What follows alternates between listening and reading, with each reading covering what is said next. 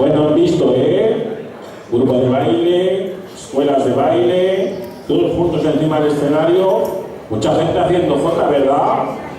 Y que continuamos trabajando duro por nuestra jota cantada, jota bailada y jota tocada. La directora de las escuelas de baile, luego ya le diré también para que le pongan cara, que creo que casi todos la conocen, es Marta López, ella es la responsable de que estos pequeñicos den esos saltos, esas vueltas. Y la persona responsable del grupo de baile es Maite Alós. Entonces un fuerte aplauso para ellas dos también por la labor que desarrollan.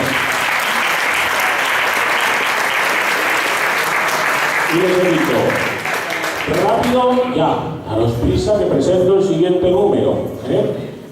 Van a bailar un villancico. Antes hemos cantado 7 villancicos, pero este lo vamos a cantar y ellos lo van a bailar mientras los randalla nos lo acompañan. Un villancico muy popular, Joticas al Niño.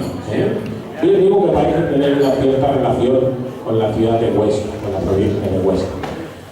Disfrútenlo, disfruten del baile, del canto y de la música de Joticas al Niño.